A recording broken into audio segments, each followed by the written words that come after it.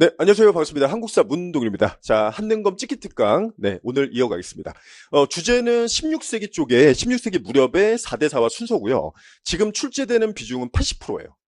80%. 10번 중에 8번은 나와요. 근데 우리 지지난 시험에 안 냈거든요. 그리고 지난 시험에 좀 자세하게 냈고, 이번 시험에 무조건 내겠죠? 체감으로는 저는 100%라고 봐요. 자, 그리고 여기 관련된 드라마가 지금 있더라고요. 뭐, 폭군의 셰프인가? 그래서 연산군 쪽을 좀 내지 않을까라는 개인적인 생각이 좀 있는데, 그럼 봐야겠죠. 자, 그러면, 우리 16세기 사화, 네, 보도록 할게요. 자, 일단 조선을 볼 때는 그냥 보지 마시고, 이게 어디 보는지를 알아야 돼요. 조선의 기본 표는 쭉 봐서, 조선은 100년 단위로 5개 시기로 쪼갤 거예요. 제일 먼저 건국이 1392, 14세기 거의 끝날 때, 그래서 15세기라고 하고요. 15, 16, 17, 18, 19. 조선은 100년 단위로 끊자. 그리고 태정, 태세, 문단세 이 왕의 순서는 조선은 당연히 기억하셔야 되고요.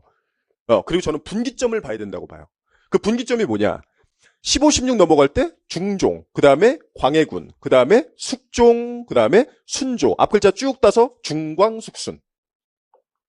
중광숙순. 그리고 광해군 전후에 임진왜란, 그 다음에 병자호란 나눠서 양난 기준으로 앞에는 전기, 뒤에는 후기가 될 것이다. 요게 조선의 기본 표고요. 그 중에 우리가 어디 보는 거냐? 요 무렵을 보는 거예요.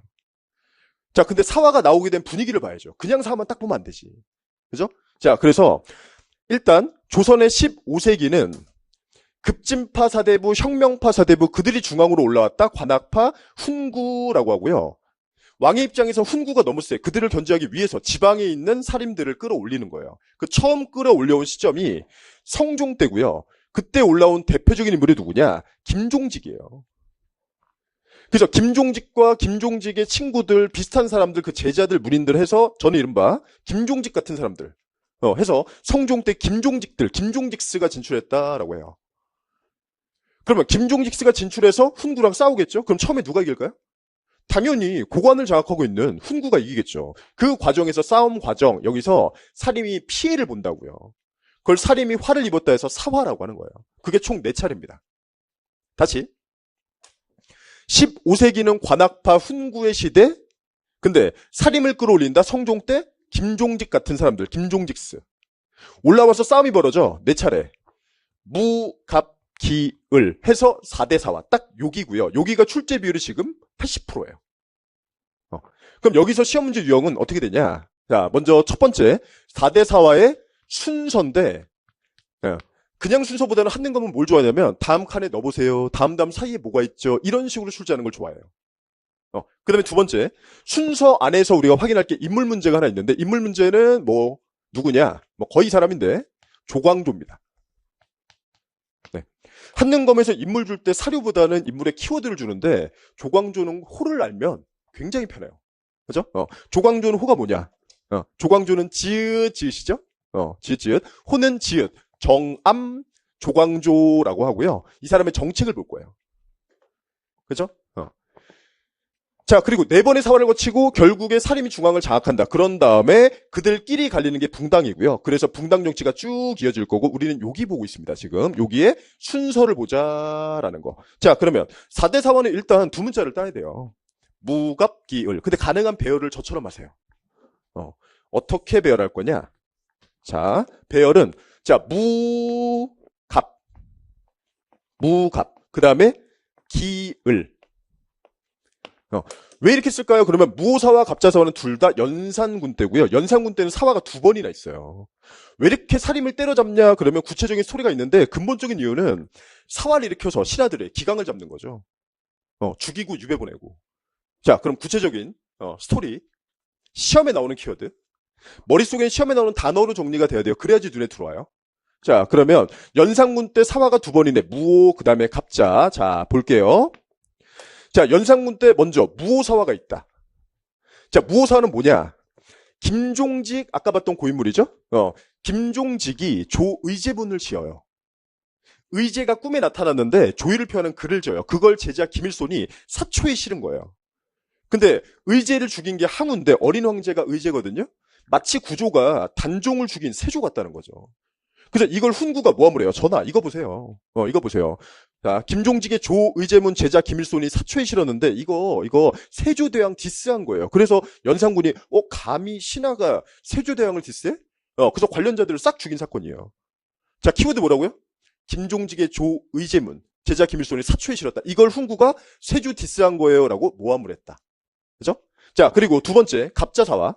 갑자사화는 이름에서 기억할게요. 이름에서. 갑자사화는 그냥 이렇게 하죠. 갑자. 뭘 갑자? 엄마 원수 갑자. 연산군 엄마가 패비 윤씨인데요. 윤비가 패비되고 그 다음에 사약 먹고 죽어요. 그래서 어머니 죽은 관련자들을 때려잡은 거예요. 자, 그래서 엄마 원수 갑자에서 뭐다? 요게 갑자사화다. 어제 수업 준비하는데 요 파트를 딱 보여주는 그 드라마, 그게 폭군의 셰프가 나오더라고요. 그래서 이거 되지 않을까? 다음 일은 하면서 다음 사이에 이런 식으로. 그죠? 그래서 갑자사화는 패비 윤씨 사사사건 관련자들을 죽였다 해서 엄마 원수 갑자. 누구 때? 연산군.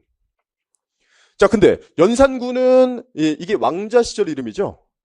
기행을 너무 많이 해요. 폭군이에요. 그래서 그냥 둘 수 없죠. 그래서 결국에 신하들이 몰아내요. 그래서 이걸 몰아낸다, 뒤집는다라고 해서 반정이라고 하고요. 그 다음 왕이 되는 게 누구냐? 중종이죠. 그래서 이 반정을 중종반정이라고 해요.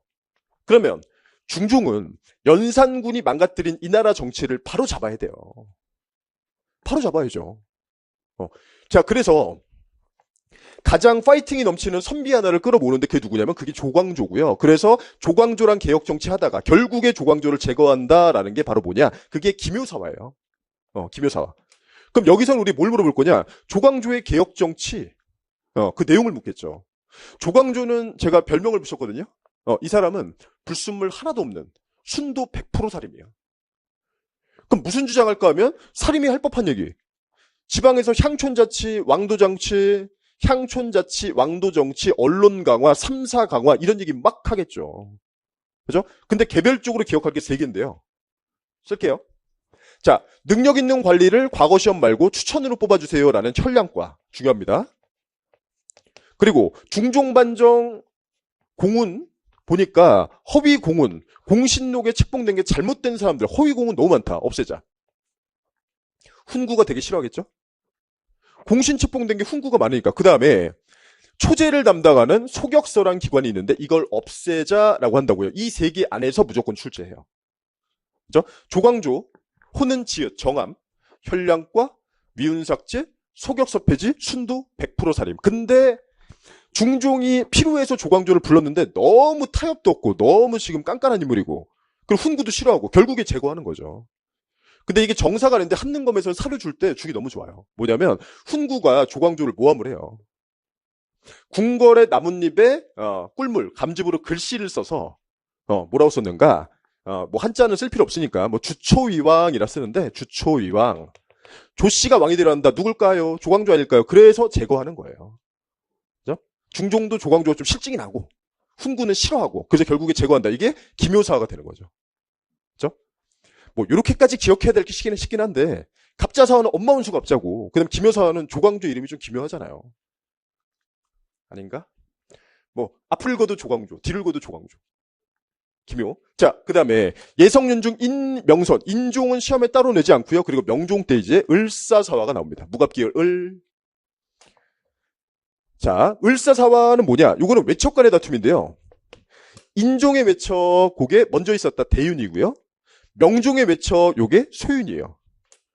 그럼 명종 때면 권력을 소윤이 잡겠죠? 권력 잡은 소윤. 이름은 윤원영인데 권력 잡은 소윤이 대윤을 공격한다라는 외척 간의 다툼이다라는 거고요. 사료에서는 이 사람이 제거되고 이 사람이 역모를 할 테니까 뭐 유님이 역모를, 뭐 유님이 화를 이런 표현이 나올 수가 있어요. 그래서 4대 사화는 키워드별로 정리한 다음에 시험 문제는 순서, 다음 사이에 또는 조광조 자체의 인물 문제. 조광조 인물 문제에도 유형이 있는데 이게 안 낸 지 좀 몇 해 됐거든요. 그래서 제 생각에는 연산군 쪽 내던지 무갑 또는 조광조의 인물 문제가 가능성이 좀 더 있다라고 생각을 합니다. 자, 그래서 요게 시험 문제의 유형이다라는 거고. 자, 그러면 이제 관련된 문제를 하나 볼게요. 관련 문제. 자, 관련된 문제는 제가 66회로 갖고 왔는데 66회 20번 문제입니다. 자, 가나 사이에 사실 옳은 것은 가번, 정문영, 한칠해 모르겠고 키워드를 빨리 찾아야 돼요. 김종직의 조의제문을 본이 써있죠. 뭐죠? 무호사화죠. 키워드 김종직의 조의제문, 무호사화. 그 다음에 나. 의금부의 전지하기를 조광조 자기 편을 청구하고 조광조가 현량과 하자고 하더니 보니까 다 지 친구들이더라라는 얘기죠. 조광조 제교화는 기묘사화가 되겠죠. 다음 사이에 하면 뭘까요? 그거는 갑자사화가 되겠죠. 그죠? 네, 이런 식으로. 다음 사이에. 그리고 지금 이런 시험 문제도 틀린 선지로 잘 나오는 게 예송 논쟁 또는 환국 이런 건데 예송은 현종 때죠. 광인, 효, 현 여기쯤. 숙종은 환국 여기쯤이죠. 아예 뒤에 일들이에요. 이 주제에서 이게 나오면 전부 다 틀린 선지예요. 이런 건 신경 쓰지 마시라고요. 그렇죠? 그래서 얘기 드렸죠? 무갑기일 순서 다음 사이에 이런 식으로. 그렇죠? 그다음에 인물은 누구 낸다? 조광조를 낼 것이다. 네. 자, 이렇게 정리하시면 되겠습니다.